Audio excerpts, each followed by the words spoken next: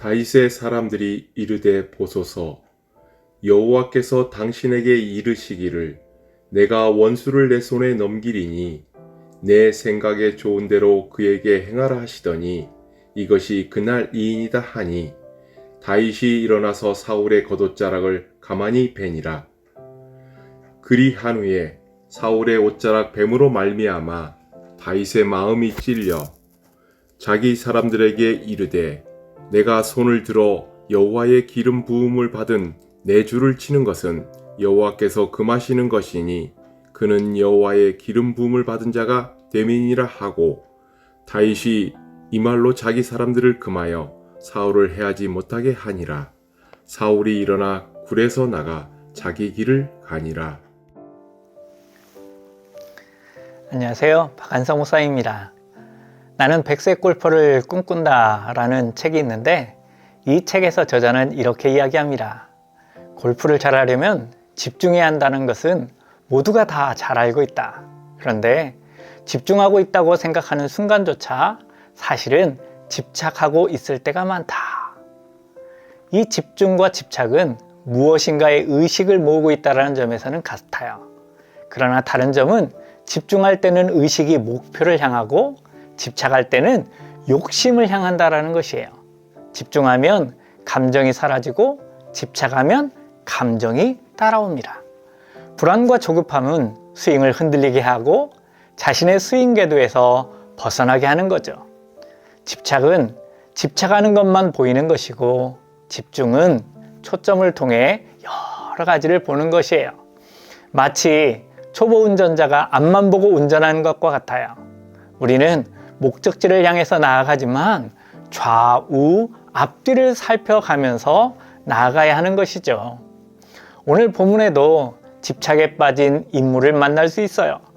불안과 조급함으로 흔들리는 인생, 우리가 잘 아는 사울이에요. 사울은 추격자였고 다윗은 도망자였죠. 수적으로 사울은 3,000명의 병력이었고 다윗은 600명으로 5배나 많았어요. 사울의 병력은 이스라엘에서 뽑은 인원인 만큼 나름대로 정예병이었죠. 반면에 다윗의 600명은 사무엘상 22장에 따르면 환난당한 자, 빚진 자, 마음이 원통한 자가 주류였어요. 전투력과 상관이 있을까요? 분노지수는 높을지 몰라도 전투력은 제로에 가까웠어요. 그런데 정반대의 상황이 벌어져요. 그것은 사울이 뒤를 보러 굴로 들어가는 데서부터 시작이 되어집니다. 즉 사울은 무방비 상황 속에서 위험한 처지, 즉 약자의 입장에 놓여 있고 다윗은 무방비의 사울을 마음껏 공격하고 쓰러뜨릴 수 있는 강자의 위치에 놓여지게 된 것이에요.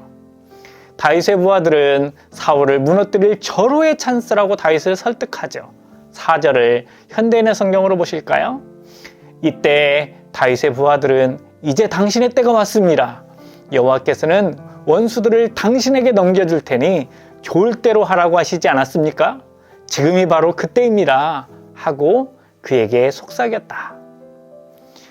여기서 우리는 집착과 집중의 딜레마에 빠지게 되는 것을 보게 돼요. 앞서 서론에서 집중할 때는 의식이 목표를 향하고 집착할 때는 욕심을 향한다는 것을 말씀드렸어요. 그러면 생각해 볼까요? 다윗의 목표는 사울을 죽이는 것이었을까요? 아닙니다. 그것은 목표가 아니죠. 물론 힘들고 어려웠어요.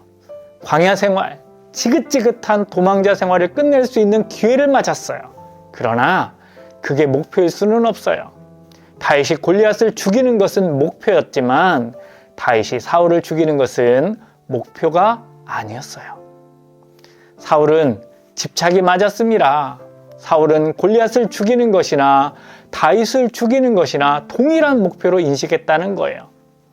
블레셋을 대적하는 만큼 다윗을 쫓는 것을 멈추지 않았어요. 사울은 왕권에 집착한 것이죠. 그는 왕권에 대한 욕심에 사로잡혀서 다윗을 향한 집착을 멈추지 못한 것이에요. 다시 다윗 이야기로 가볼까요? 부하들의 설득과 속삭임 앞에 다윗은 얼마든지 못 이기는 척 욕심을 부릴 수 있었어요. 그러나 그는 왕권에 집착한 것이 아니라 하나님의 뜻에 집중했어요. 그러기에 그는 이렇게 말합니다. 6절입니다.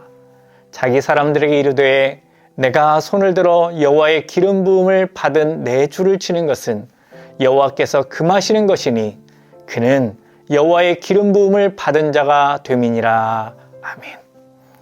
그렇습니다.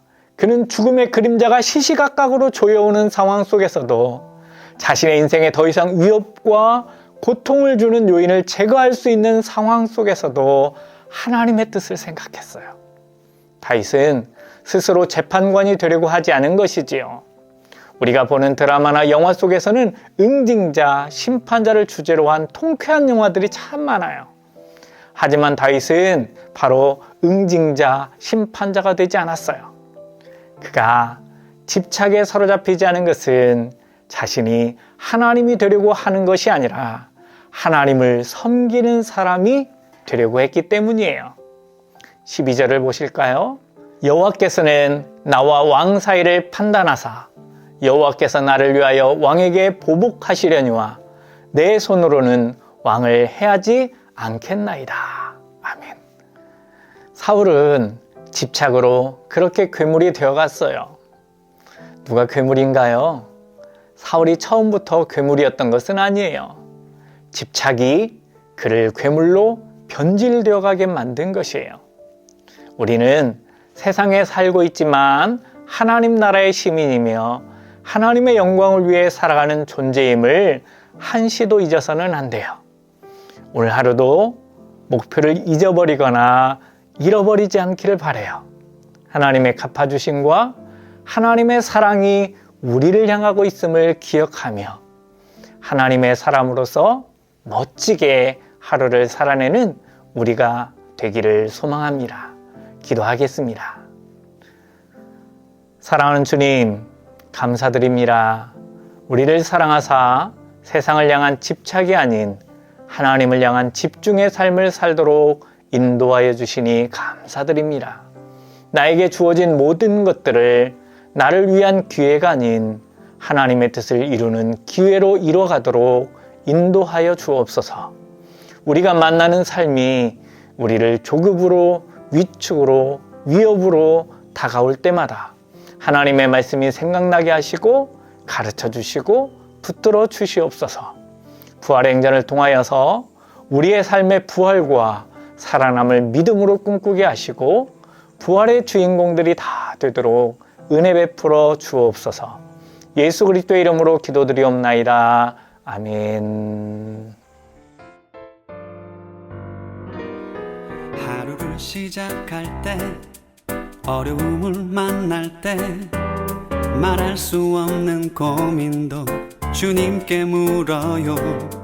주님 어디로 갈까요? 주님 어떻게 할까요?